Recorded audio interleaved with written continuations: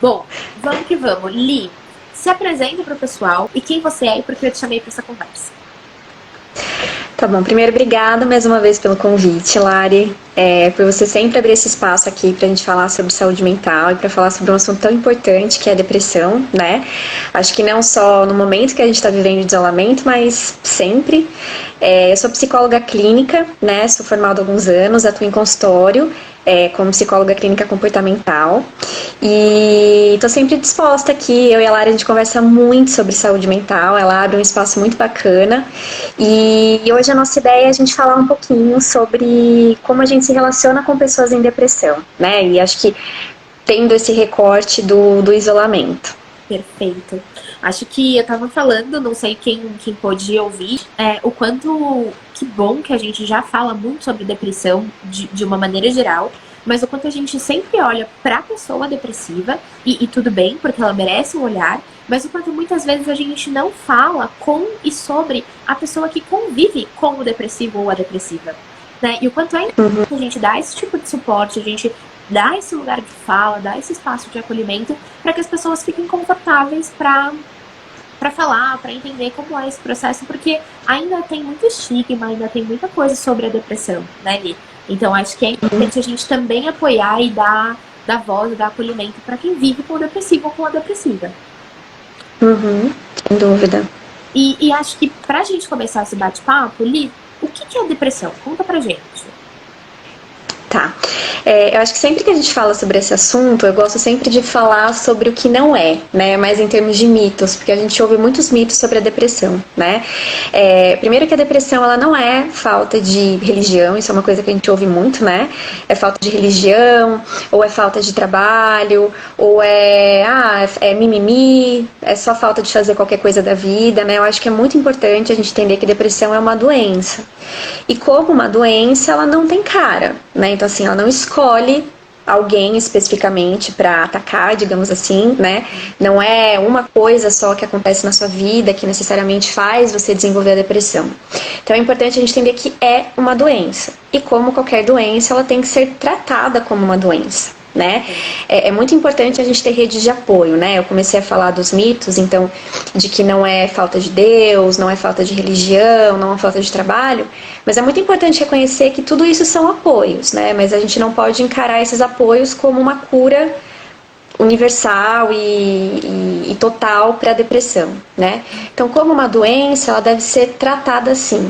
E ela é uma doença que ela afeta o nosso corpo, né, fisiologicamente falando, e a nossa mente também.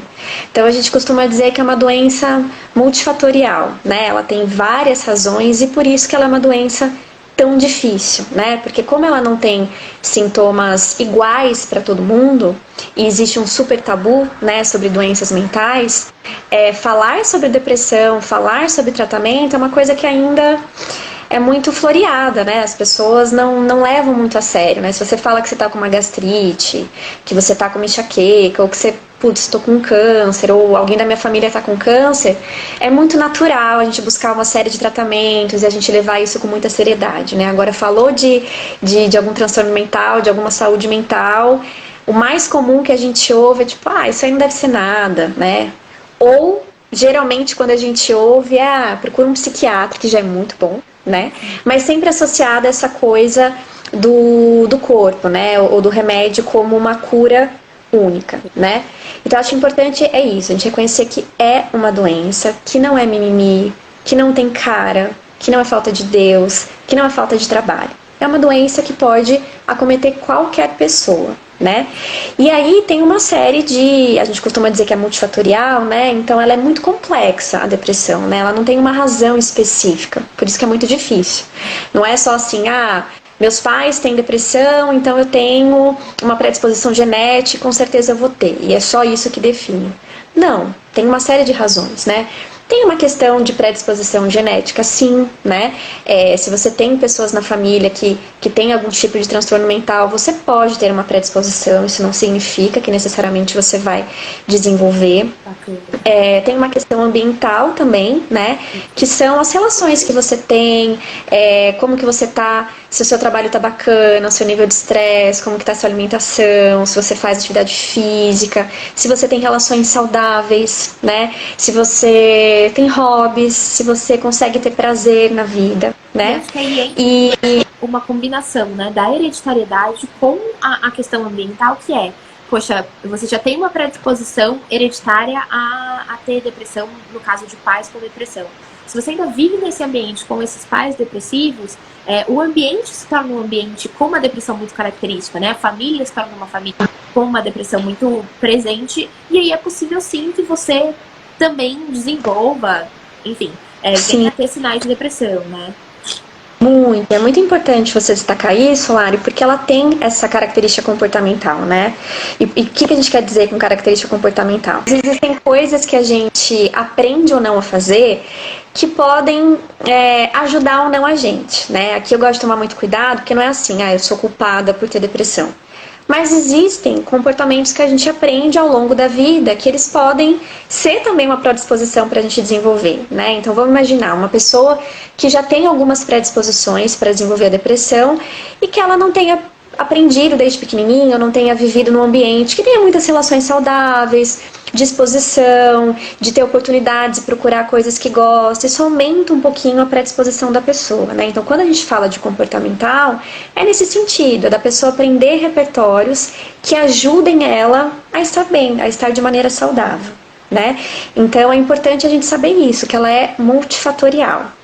E como definição, ela é uma doença, a gente costuma dizer assim, desconectante, né? Ela gera desconexão, né? A pessoa em depressão, ela vai se desconectando de uma série de coisas que são importantes para ela. Então, trabalho, hobby, relações importantes, qualquer coisa ali que ela gostava de fazer, né, que gerava algum tipo de prazer para ela, ela vai perdendo a vontade, o ânimo para se alimentar, para se exercitar. Então ela desconecta a pessoa de coisas que são importantes para ela, né? E aí tem uma comparaçãozinha aqui que eu li uma vez e que eu acho que ela faz muito sentido, né? Por que a depressão é tão difícil de ser tratada? Porque, bom, a gente tá no meio do Covid, né? Eu vou usar o exemplo da gripe, mas, gente, a gripe comum, porque é um exemplo que cabe muito. Quando a gente tá com gripe, os sintomas da gripe geralmente servem para avisar a gente que tem alguma coisa de errado acontecendo, e os próprios sintomas, fisiologicamente falando, ajudam o corpo a se recuperar. Então você começa a espirrar para eliminar, tossir, a febre tá ali combatendo o vírus que está no seu corpo.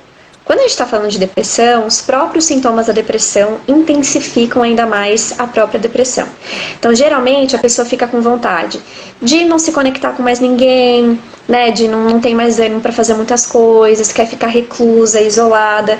E aí esses sintomas fazem a pessoa ficar cada vez mais reclusa e isolada, né? Por isso que é muito difícil o tratamento, porque isso vai gerando uma falta de motivação, vai gerando muita culpa, né? Vai gerando uma falta de energia muito grande, né? Então, assim, é uma doença muito complexa, então não tem uma definição muito clara e específica, né? Mas é importante a gente saber isso, que ela não tem cara, que é uma doença, e que ela não é só o estereótipo da pessoa que fica na cama, né, sem conseguir fazer nada. Tem milhares de pessoas por aí, tem muitas pessoas ao nosso lado, inclusive, que tem depressão e a gente nem imagina, que estão trabalhando, Exato, que estão trabalhando, se relacionando, que vão a festas, não neste momento, mas que tem uma vida que a gente consideraria uma vida saudável, mas que tem depressão, né? Acho que de maneira geral, dando uma pincelada um pouquinho, né, dado que é uma doença muito complexa, acho que a gente pode pensar como uma doença que desconecta a gente de coisas que são importantes pra gente. Perfeito.